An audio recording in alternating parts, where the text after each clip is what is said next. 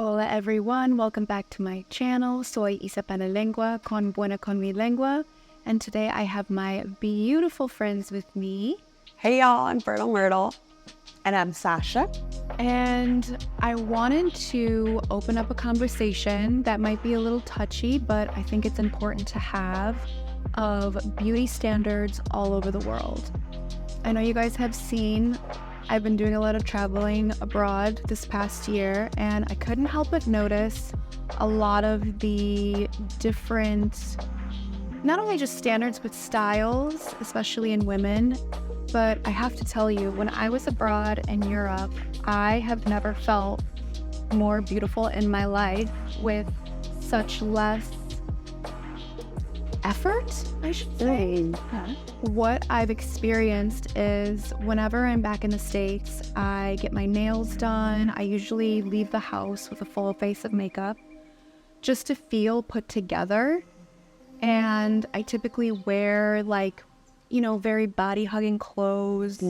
Whereas when I was in Europe, when I first got there, I was still doing the same things where I was getting up, getting my nails done all the time, wearing a full face of makeup. But I noticed that even when I just did the bare minimum, I still got so many compliments, and I've never felt more beautiful and more noticed for just showing up as myself and not even wearing a ton of makeup or makeup at all.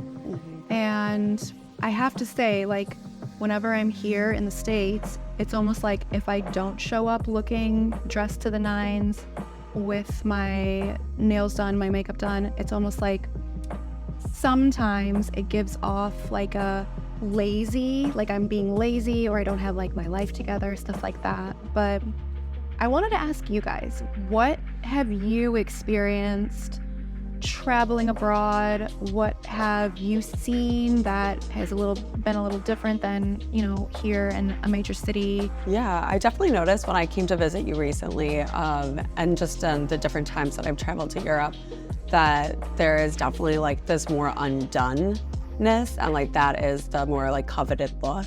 And it's all about showing off your natural beauty and not overdoing any one thing. It's a great time to be in the beauty industry in America because it's booming.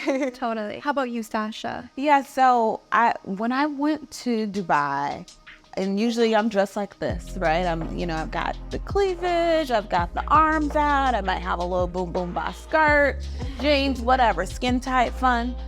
And in Dubai, it's more conservative culture, don't show as much skin. So I dressed completely covered, even had my head covered, and I never got hit on so much in my life. The men they were like, oh my gosh, are you a princess? You're beautiful. I was literally just my face was out. And I'm like, I should cover up more often. I actually met a friend abroad that is half Japanese and half American.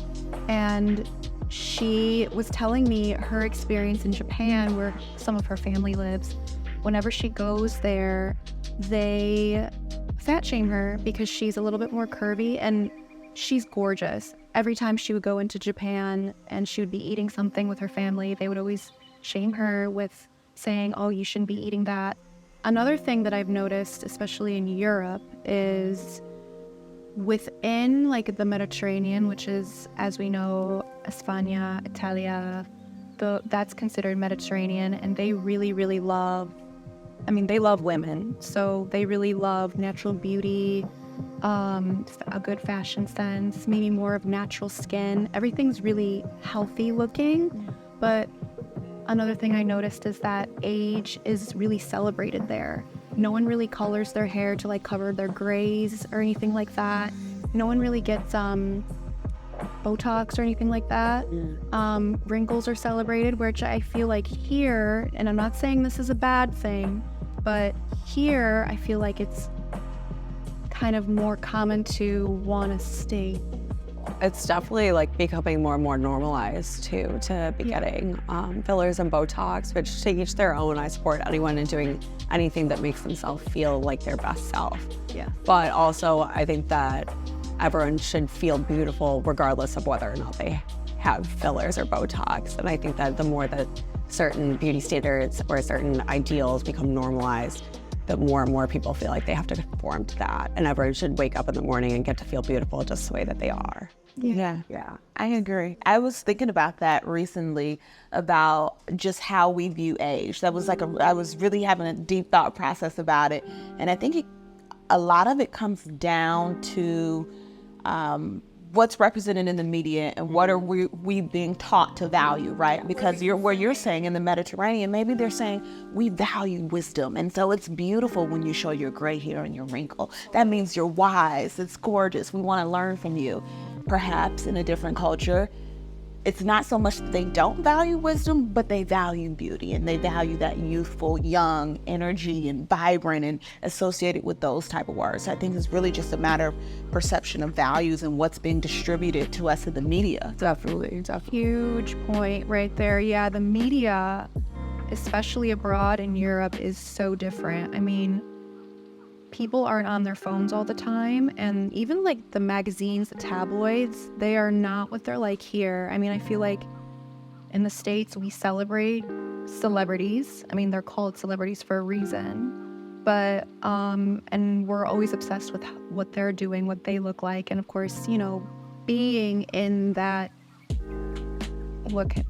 being in that light and seeing how they're kind of changing themselves all the time, it kind of makes the people like consuming their content like, oh, well, I should do that so I can look like a famous person. They idolize. Yeah, totally. Where I feel like abroad, you're right, they idolize different values, and not all of it is all about being necessarily young looking.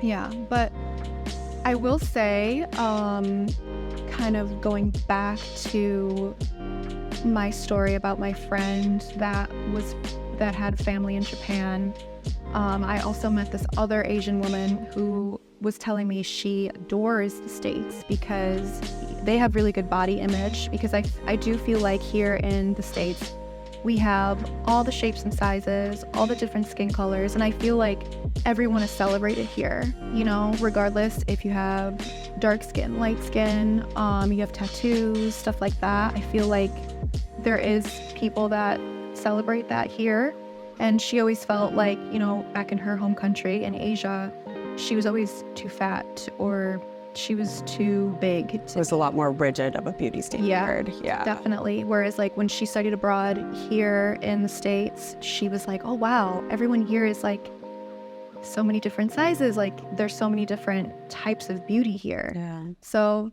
that had to be amazing for your friend to come here and always feeling like she doesn't fit the beauty standards of her home place, and coming here and just being able, I feel like putting myself in her shoes, I would just be able to let out a big sigh, you know. Yeah.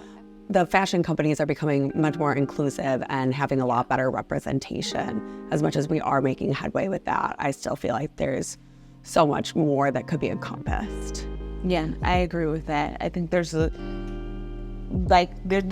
big melting pot of people, and there's something for everybody. You don't have to look just like one thing. And I think that because our media is changing, like you said, and it's reflecting that people are becoming more open to what was it, you know, in the 90s, it was just like, you kind of looked one way. You looked like a Victoria's Secret model. You were tall, you were thin, you were white, you had straight hair, you had thin lips. And now it's like, wait a minute, but why can't beauty look like this or that? Why are we telling the world that it looks like this one thing? Not saying that that isn't beautiful. It's absolutely gorgeous.